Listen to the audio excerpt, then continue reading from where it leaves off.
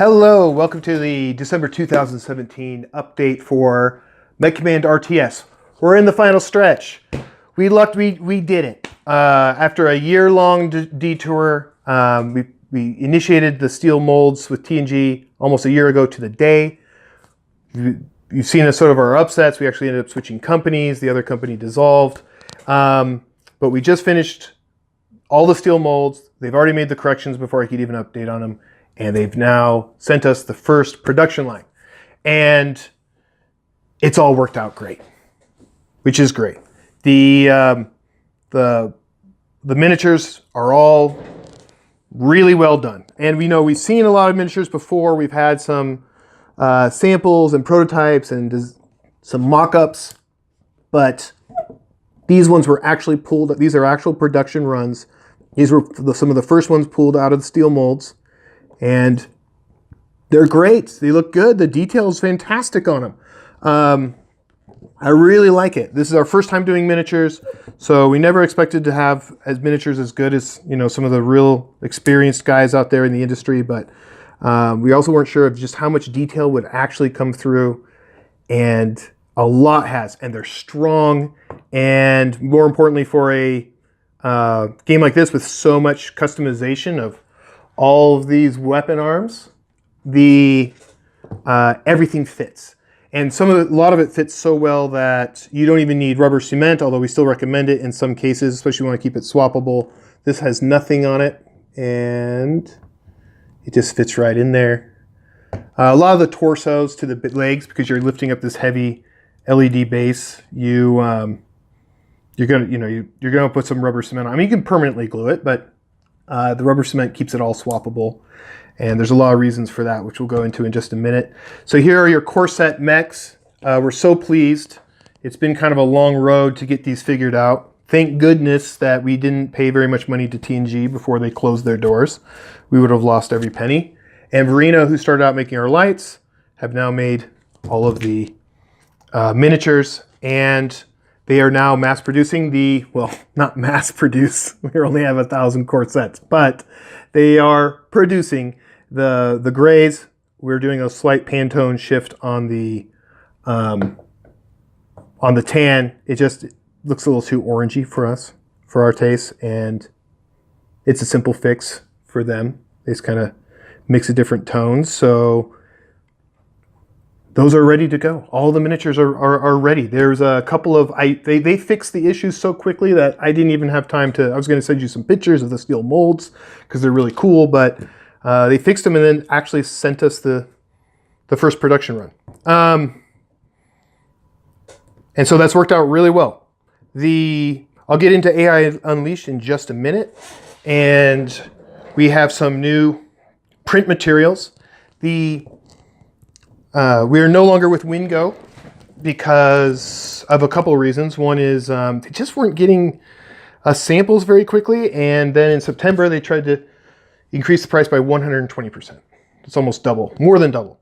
We wouldn't have been able to afford it, not with as much money as we put into the game. Maybe we hadn't upgraded the game at all over the past year, but I've sort of had a little bit of a problem adding this, increasing that. Come on, Aaron, it's only another $900. Which he always goes along with. We could have afforded it, but we couldn't afford that new prices. But we were already sort of halfway out the door anyway because they weren't very responsive. And I had started working with Verino's working out so well. I'm like, well, what about the print materials? Anyway, long story short, Verino's doing everything.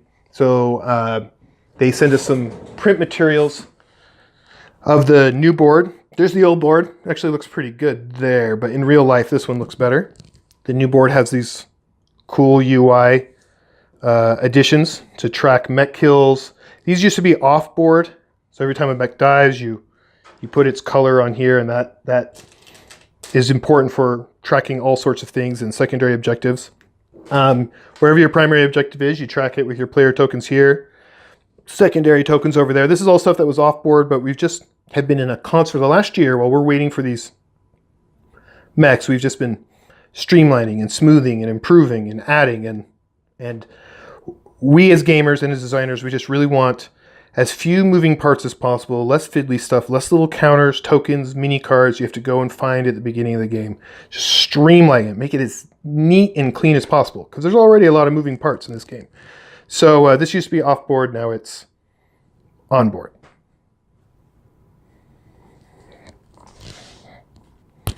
This is not the final board. I'll get into this at the end of the video, everything that we're still waiting on. These are just test prints they sent. We need the actual folding board to test, but I'll get into that in just a minute. We now have this pretty cool respawn track along the side of the board. Another thing that's just helped organize it. As soon as something dies, it goes onto the respawn track according to its weight class. So a medium mech would just go there instead of having it go off the board and then figure out when it comes back on. It goes onto the, kind of creates like a respawn queue, and then during the recharge phase, everything moves up one. And if you're here, it respawns anywhere in your base, and everything gets closer, and it just creates a nice little tracky. You know exactly what to do when something dies, where to put it, and then you can also see the respawn build order of the opposing team. It keeps everything really clean and organized. That's kind of what our focus has been this past year, is making everything cleaner, more fun, smoother, and more accessible. Here are the test prints. These are actually pretty old. I should have, yeah, they're Mech Sheet test prints. These are actually about 45 days old. I should have updated on those earlier. This is just a test print. It's not the final material. This is totally untreated. The final material is going to be a 350 GSM black core cardstock, which is really thick. The cards are 280 black core. But this was just sort of a art test to see if how our art was going to fit and translate to their printing process. And it's turned out really really well. And this is our new UI and Mech Sheet control panel, Mech board control panels design, which is we spent a lot of time on this over this past year, creating a new sort of art direction and something that's consistent. And I think we've really created something that's its own creature. Here's our new starting mechs. And there's like a medium tetrapod. As you can see, each weight class has a different border, so you're able to spot that a little bit easier. The item slots are just a little more colorful, and just the mech design and art direction has become more Tron-like, more neon, and I think that's great because it's different than the other mech games. We're not anime, we're not sort of that grunge BattleTech. This is Mech Command RTS, and it's got a little bit more color in it, and it's a little more brighter, which is suitable because we actually have, like, we're blasting actual colored lights throughout the whole board, and all of our a lot of our materials are really bright and colorful, like and sort of neon, like our damage cubes and the damage dishes and the trucks and the LED bases. So I hope you guys like it. I hope you like the art direction. We've really spent a lot of time remaking this and redoing it, maybe a little too much time, but it now feels like it has its own consistent theme, and it's its own world. It's just sort of a colorful neon world. So we enjoy that. The cards were actually redesigned as well. Here, let me set that up for you. These were made more colorful as well to match up with the different item slots. These are also just some quick color test prints. The cards are being made now. I'll get into everything that we're still need to get at the end of the video. But overall, this creates a really cool looking control panel, and what's really nice is the sort of enhanced colors, and you can really see what's happening across the board. You can see what people are doing, what they're working with, and it's just a little bit more clear from farther away, and so you can really tell when somebody has used something up and what it is, and if they've got any more shots left on it, or if they've already used up their energy cannon and they're waiting the 2 rounds for it to recharge, so now you know to go in.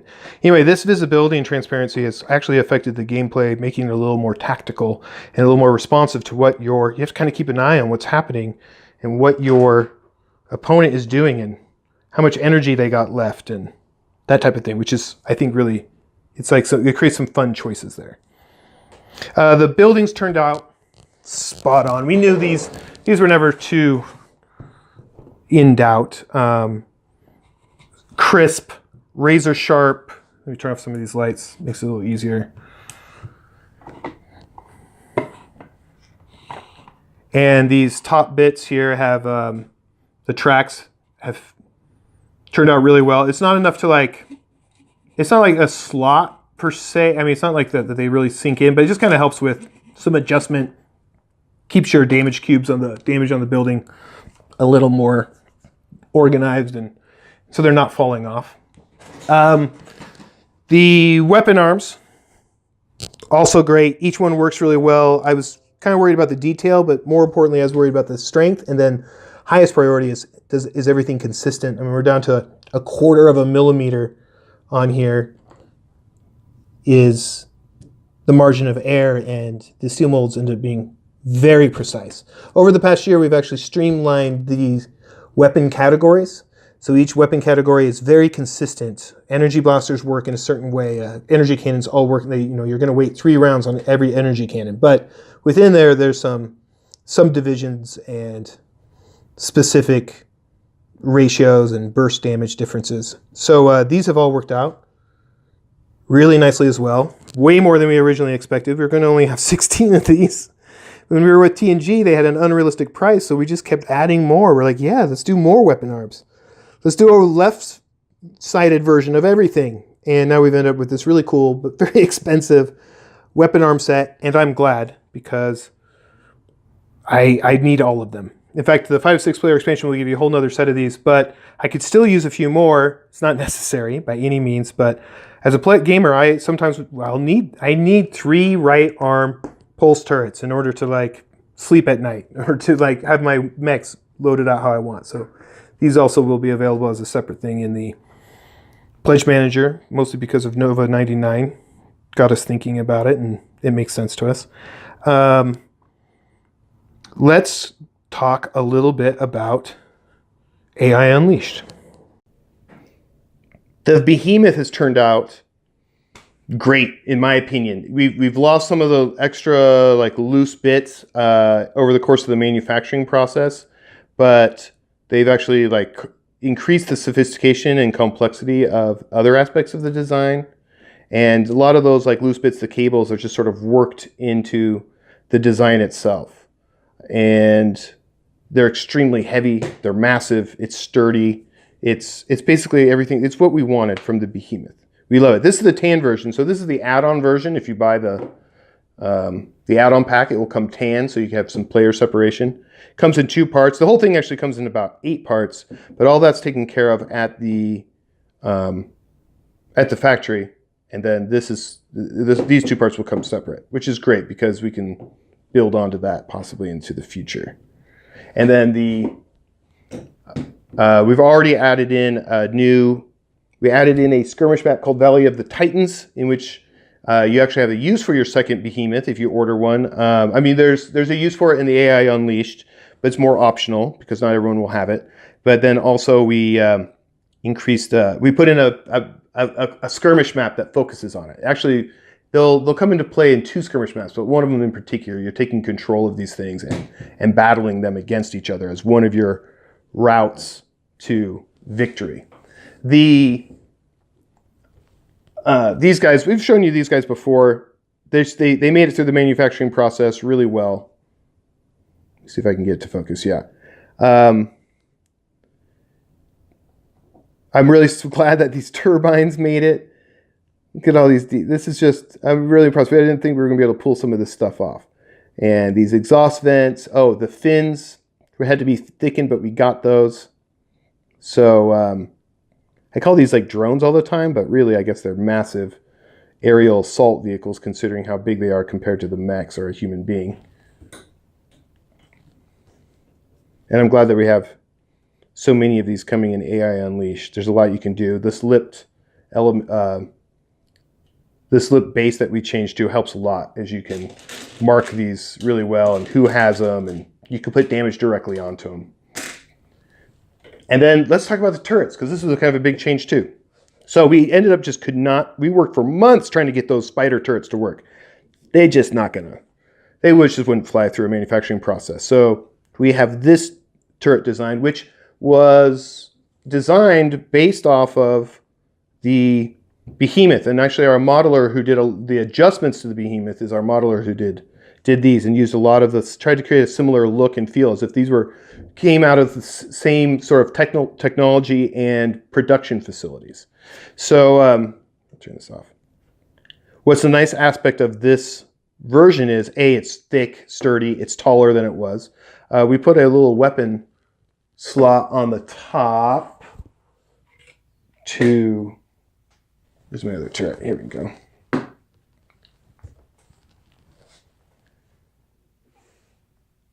There's a little weapon slot here. And so you can take your arm weapons and put them on there. Not that many of them will make sense, but it allows us to create upgraded turrets. And then there's different turret types. Some of them have missiles that go over, or plasma artillery that can shoot, be indirect fire. And I have to get it facing the right way because my OCD. There we go. So it just, that little extra aspect, it just allows you to visually separate out which turrets are advanced or ones that have special abilities. The other nice thing is these have been designed to be interchangeable with the mechs themselves. So AI Unleashed always was going to use sort of drone mechs, what we call them, and just AI controlled mechs, right? But they we're just going to use your leftover mechs, which can get a little bit tight and you sometimes don't have the correct legs available. So anyway, the point is that we made these interchangeable so that you can actually make a visually distinguished drone mech with these tops of these turrets. So it's a tetrapod, but it's clearly the AI controlled tetrapod versus a player controlled tetrapod. And then that works with all of them. You can create a drone tank. Man, those fit great. No glue on those ones. Those just pop in and out. A tetrapod one, and that's incorporated into the game. What's not incorporated in the game is this, which is really weird, but I like it. What is it? It's like a I don't know. It's like a turret mech. It's a mech turret of some sort. Something very sci-fi about that. I like it. It's not incorporated into the game yet, but now I'm wondering how I could. I love the idea of these things like growing out of buildings or something like that. Anyway, but that's not used. That's just like a strange possibility. Let's see. So much other to talk about, but this is starting to get to be a really long video. Okay, let's talk now about some improvements. Let's talk about the improvements, and then we'll talk about the changes that we still have to make. So there has been a lot of improvements over the last year. I almost feel like this is more of a version 2.0 because we've kind of been waiting on the miniatures for so long in that process, and I've just had a lot of time to keep playtesting and keep editing and tweaking, and it's kind of a little bit of a problem. My brothers keep saying like, just wrap it up. I'm like, hey, we got the time. Let's put it into the game. So we just kept building up art and shifting art direction and graphic design, and the rules have been just kept tweaking and tweaking. I almost printed every card and the rule book back in August. And I'm so glad with Wingo, and I'm so glad I didn't, because we would have had the cost would have been doubled on us after we placed the order, because we were out of the original purchase order, PI order that we made, like basically the out of contract, which was made in March, And so anyway, the point is I'm so glad I didn't, because I've still been making some, what I think, really good little changes and improvements, and we just keep streamlining. We keep just smoothing it out. We had a lot of playtesting. This game had a lot of playtesting beforehand, but there's a lot of moving parts, and if you've ever designed a game, there's always something else you can find. Particularly since it's not just we were focused on the accessibility of the game and how well you can teach this to people and how quickly they can pick it up. And then the core mechanics are inherently very balanced and the mechs are very balanced, but you do have the mech boards themselves with all their different stats and slots and armor rating and generator, and so there's a lot moving there. And then there's 96 different items that you can swap in and out, and then you also have the economy of the campaign. So I'm glad that actually I wish I had you guys playing this already, but it's a better game for waiting. The miniatures delay was a positive thing for the game, at least for the end experience. We just have to be a little more patient. So anyway, the campaign has been changed, and the first thing may not sound like an improvement, but it is no longer 10 missions, 12 missions. It's 10 missions as part of the campaign, but those missions were we didn't lose that map or the unique objectives of it. Those have been pushed over into a skirmish campaign, into the skirmish missions. And so, but the actual arc of the campaign was just a lot more reliable and a little bit more controllable with just 10. From the economy to the storyline to the branching paths. So it's not that it branches per se, but each mission changes dramatically depending on what the score is. The campaign tracking pad is now this full sheet. It's cardstock because you might be playing and using this for weeks, and so a single, regular paper might get it gets ratty. So this is going to be 20 pages, but now it's going to be a 10-page pad, but it's cardstock.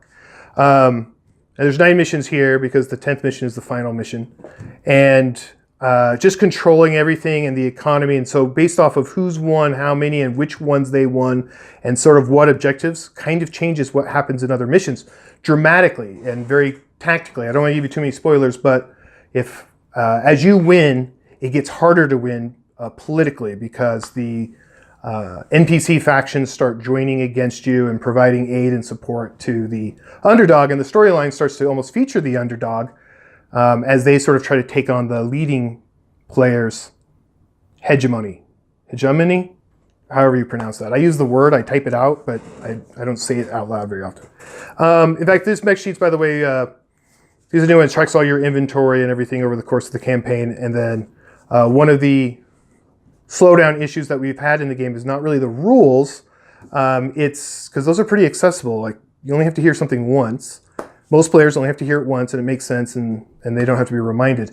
What was kind of slowing down the game was shopping. There's so much to buy. There's 196 cards in the game, core set, and then a lot more with the add-on packs. And it just gives you a lot of options going through and trying to parse, like, how is this booster better than that one? So anyway, on the back, instead of putting rules, we put a full list of all the weapons in the core set and the basic boosters and basic equipment. Not all of the equipment fit on here, but it's enough so that you can really, players can, and it shows all of the stats, cost, damage, recharge, overheat, how much it costs, special rules, and then also it breaks down some of the math for you. So like, oh wait, why is this one priced as it is? Oh, it has a really great burst. Or this one is really cost efficient. So it really helps speed things up. People can kind of be planning out what they're buying without actually having to physically sort through all the cards. And this is on the back of every campaign sheet, but this is also part of a new weapons guide, like a 6-page color spread that we put into the rules reference guide. In fact, we've been building up that rules reference guide a lot to almost sort of wanted it to feel almost like a source book for RPG. So it's gotten a lot thicker. We've doubled the size of it. It's over 60 pages now, just for the rules reference guide, not the campaign or learn to play guide. And it just helps you players sort of like parse these weapon categories and how they all interact, and just a go-to source book. So we've added in a word-for-word tutorial for new players that goes right alongside the first campaign. Here, I'll stop wiggling the camera. And we will release that, the first bit of that tutorial this week before the Pledge Manager for you guys to read and check out. So it basically is a script, an interactive tutorial script, and you just read it. You set up the game and you start reading it out loud to the other players. And it's not like they don't just sit back and and read it, they're doing so. If you're telling them to do things all the time, like they make a few movements, then a few more, then they learn, they learn boost and then line of sight. There's free fire exercises until eventually there's actually a full, like, short practice mission. But then the tutorial, it gives them just enough to get going to the first mission, mission 1. And then there's a little more tutorial in the first mission, and then the second mission is you bring in support units, so that it reduces the amount of time they have to sit there and learn the game, and they can just get into it. We have refined this thing and used it on multiple groups, and I probably spent way too much time changing this word to this word and cutting this out, but we've got it really streamlined, and it is the best way to teach Mech Command, because Mech Command has some pretty particular little procedures. They're all simple, but you must follow them in order to make this RTS system work. And it kind of ingrains that a little bit. So some practice session. Anyway, I really like that tutorial. It's just built into, it's sort of like as you go through the campaign, there's the tutorial section. If you're doing it for the first time, then you'll read this tutorial section out loud. And it breaks down the game. And anyway, I like it. Let's see, we've added some more cards, and we've upgraded a lot of we've upgraded just components here, left and right. So I'll put a list in I won't go through every single thing. We've added a really massive tray that I'll get into here in a minute. Let me tell you what we have yet to change, yet to get. What is going to stop, what are our potential slowdowns? So first off, the Behemoth feet. They're way too big. These are added on afterwards. So they don't even fit in the square. The factory just added those for stability, and it is really stable. Here's one that basically has no feet, and it's still really stable. It's not as stable. I mean, you can tip it over a little easier, but it's not like it tips over just from naturally touching it. This one's really stable. I would just tell them to not put anything. We're going to split the difference. I'm going to put little small extenders. There's no sideways issue, so it doesn't need to be all wide like this either. So they're just going to extend out a little bit. That's not a mold issue. It's just the step they were going to do anyway. So we have already sent them the instructions on that, and they're going to fix it. They're working on it. They should have that solution tomorrow. The engineer turned out really nice, but the face is smushed. This is actually a dead issue because we've already fixed it. It wasn't the mold, it was just, this is one of the first ones they pulled out, and the user error, when it was still hot, they squished the face. They've already sent me pictures of that it's not the mold. They have a picture of like 12 engineers all lined up, and they're sending one to me. So that's like a fixed issue. The boards, they just send us a print of. It's not the actual board, and I need to see the folding board because some boards are better than others, and this particular game, we don't want it to be like lifted up, cantilevered. I don't want people to have to put books on it to like make it go straight. So I want to see that. That's coming. Cards are coming. The actual final cards. That's going to be sort of a sample. I guess like I need to see those before I just say print 1,000 copies of them. So the colors, the Pantone colors, these turned out a little orange, like as I mentioned, so they're remixing these colors here, and for the tans on the buildings. And the buildings are going to be a light tan, a light gray, a dark gray, and a dark blue. And that just helps you space out the map and be like, oh yeah, that's your base, that's an uplink center. It just helps color coordinate stuff. We're changing the Pantone on the red. This red turned out really well. I don't know if you can see it in here. It actually looks pretty good there, but in real life it kind of looks hot pink. So changing the Pantone to match this exactly. It's pretty small stuff. Is that it? I mean, there's just literally nothing left really on the miniature fixes other than that, which is just mostly the color mixing. The actual miniatures themselves do not need any fixes or edits. The trucks,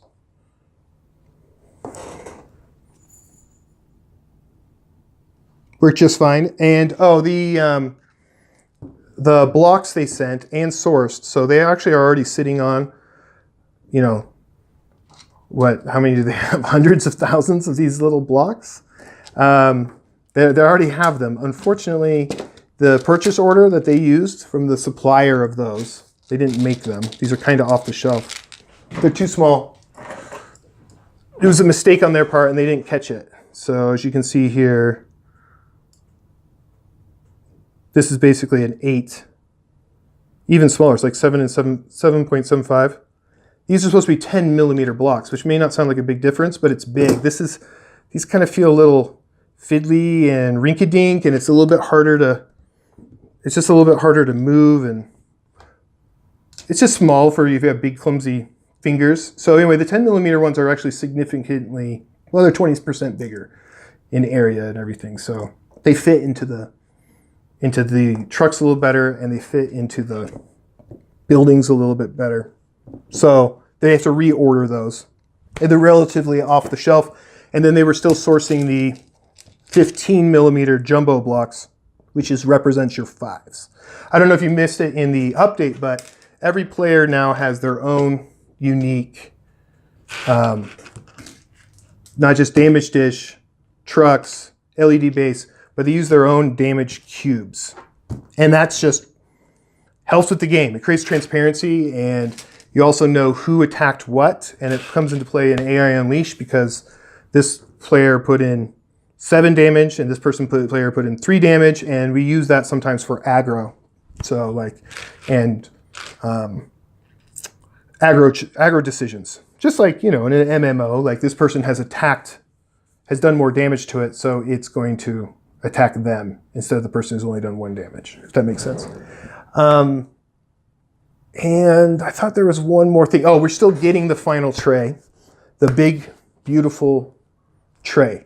Also, probably more expensive than we should have spent, but it's hard because we're only doing 1,000 copies, right? So a small upgrade, you're like, well, it's a 70-cent upgrade. That's big for a board game, by the way. It's a really big upgrade by the time it gets through distribution and retail. But we're like, it's 1,000 copies. It's only $700. Let's put it in. Let's put it in. This is what Aaron has grown to fear, is when I'm like, it's only an extra $1,100, Aaron. So anyway, the tray is massive. It's the full length of the board, of the box. And the box, we now have the final dimensions, is going to be, strangely, ironically enough, exactly the dimensions of the bit box that we use for our prototypes.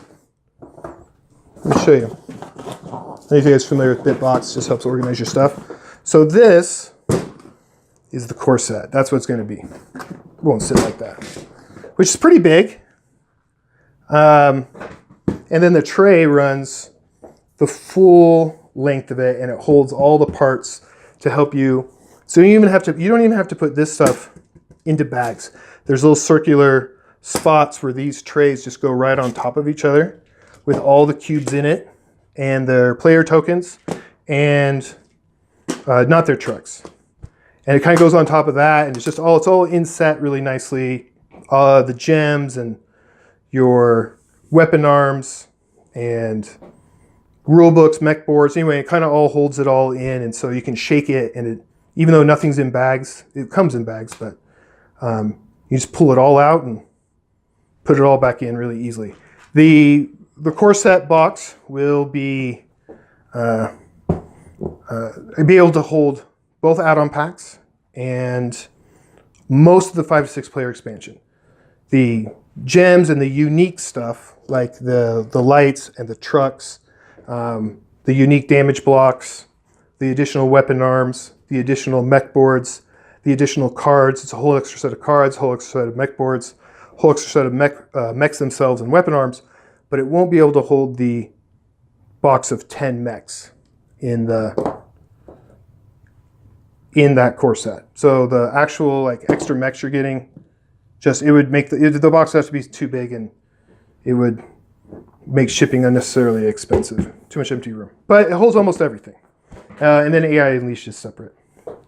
But I'm really looking forward to that tray. We love organized game trays. I just love it when you open up a box and every component is cozily nestled in its own little spot that's clearly oh, that's where that goes. It just makes me feel like everything's going to be okay in the world if your game components are well organized. So we have that they have and they are making. So I haven't seen the actual final copy of, but maybe that sounds like a lot, but after dealing with all the loose ends of this year, you know, getting the final of this and final of that and these little changes, to us, it really feels like, well, dare I say there's a light at the end of the tunnel, that we're coming around the final lap? Yes, I do dare say. These are small little bits that we hope to have finished up by the end of the year, and we actually only have 9 estimated days of factory time to produce everything and assemble it and package it and pallet it. So we're talking about a pretty short amount of manufacturing run here. So our goal is early 2018. Our absolute dead final, we will have a freak out if we do not accomplish this, is it's got to be on the boat before Chinese New Year. Otherwise we have to wait. And that is very doable. That is very doable. And that includes some buffer because everything takes longer. It always does. The box is heavy, by the way. The core set is 9 pounds. No, the core set is just under or just over 10 pounds, depending on how heavy the actual box is. So we've sent them the art for the box now that we have the actual box design. So that's in queue as well. But I haven't had their actual physical box to weigh.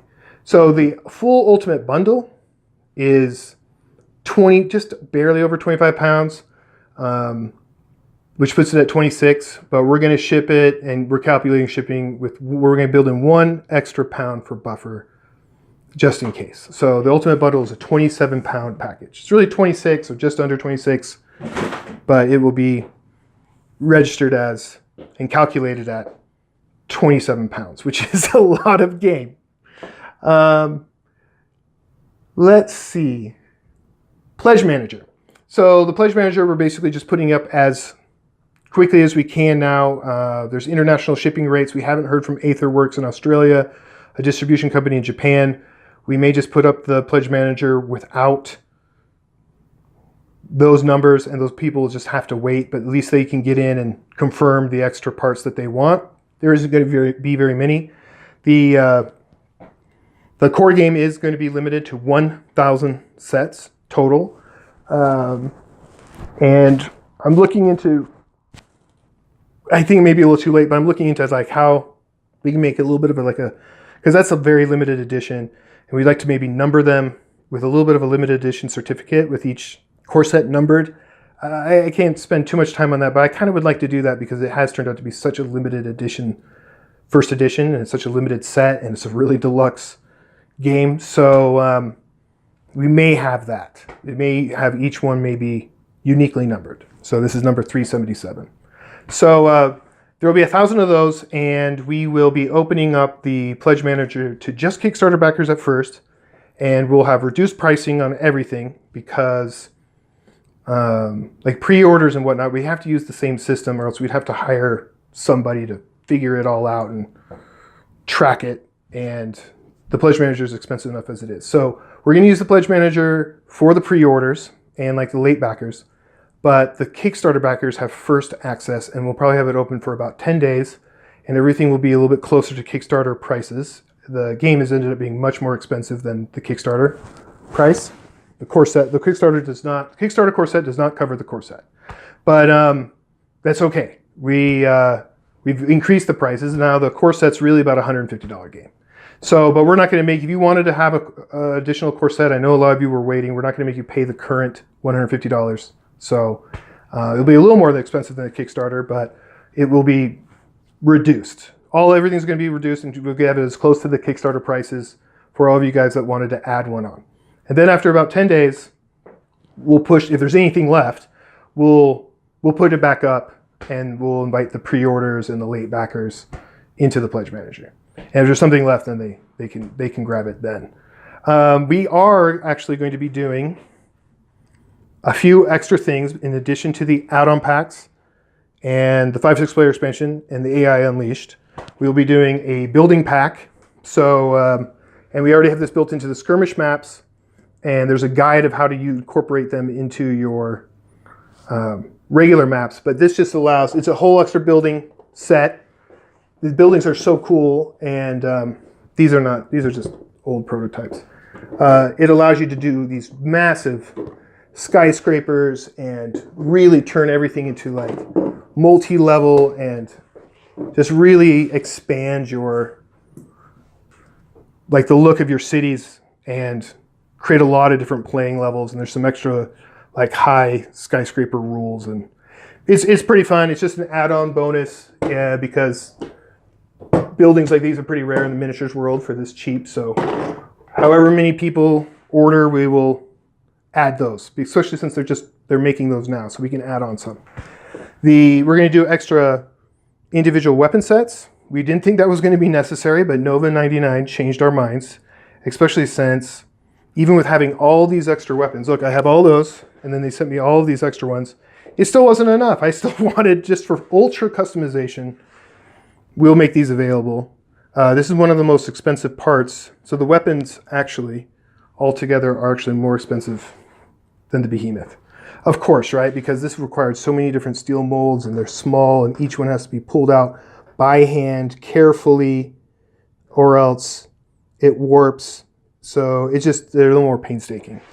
While these are really solid and huge. So we'll make those available for the diehards. People really, really want them. They're absolutely 100% not necessary. But I, as a gamer, might like them. So we'll make them available. Just if people order an extra 10, we'll order an extra 10 from the factory. And then, of course, the extra Behemoth will be that third little extra set. So it's just these sort of parsing out some of these pieces that some people seem interested in. Those will be available just through the Pledge Manager. We'll have plenty of these. What we're going to be limited on is the core set as well. There's just, because we already have the lights made, and the punch boards, the add-on packs will be relatively limited, but we have them available. They're going to be fine, and if we have to add on more, we can. There's a lot of other components that go into place for the add-on packs, so we'll see. Basically what we're going to do is however many you order in the next 10 days will be covered, and then that'll be it. I don't know if that makes sense, but I'll explain this more when the Pledge Manager goes live. Point is some people were worried about inventory. I was worried about inventory, but we'll be able to handle the extra, however many extra that you want, we'll be able to handle it. We'll make it work, and then we'll just cut that process off after about 10 days of the Pledge Manager. The add-on packs have turned out really great too, and I'm going to do a little expose on the add-on packs for you so you have a little bit more of understanding of what comes with it, what you're getting, or if you're still wondering whether you should get it, at least one. Each one of them adds so much to the game. They're actually the advanced rules that I've always wanted in the game, but I'm glad we separated them out because it'd make the main game really expensive and probably overwhelming. I mean, there's so much strategy, and every mission in this core set in the campaign is radically different. It's one of the things I love. It's just so different each and every time. It's never really repeating. They have some overlap of like, okay, this one's using an uplink and this one's using an uplink strategy, but each one has a completely different tactics and different environment and feel. So it's one of the things I really like about the campaign. So, but it's gonna be a lot. So and then all the mechanics for the 12 weapon categories of the core set, and then of course your different mechs, and of course you got a lot of different versions of them. So the add-on packs they're advanced. So they're going to be for advanced players because they really change the tactics of the main game a lot. Both of them just significantly transform playstyle and what your options are. There's so many different more weapons, and then especially the engineer, I feel, has a bigger impact because it changes the battlefield so much with the terrain and proximity mines and the mini turrets. He shows up, plus he can cut through and destroy buildings so quickly and repair them, repair bots. And while the stealth mech is more of like all focused on the mech itself and less on the battlefield, he can just change. He goes invisible, which goes like that, so no one can target you unless they're adjacent. He can climb right up on buildings. He gets in really, really close. There's some special rules about how he announces attacks coming out of stealth to make it faster. and then he reappears and usually has to boost away because they're pretty delicate. So it's more focused on him, but he's got the sniper rifles and the ion weapons and the corrosive weapons and the Vorpal swords. And that's all focused on very offensive stuff. Maybe I should just wait to get into it, but I love it. So, and the sniper rifles are really great because they come with their own cubes, and they don't do a lot of damage, but the damage it does do, it will be sitting in your damage dish a little bit differently. So your damage dish will be full of damage from other people, some of the other players, but then the black cubes, and you'll get to assign all that wherever you want. That's how it works. You assign, the defender assigns the damage, and he has to decide what's going to be blown up first. He's like, okay, I'll lose the arm to keep other stuff, like once you start getting really filled. But the sniper rifle, and basically precision damage, the attacker gets to choose where it goes, but it all has to go in one part. So it means is that you can't float as much damage through your core, because if it gets down very low, a single sniper shot, because he can place it where he wants, he can end up one-shotting you, even though you have a lot of other armor spots, and he'll go dun dun.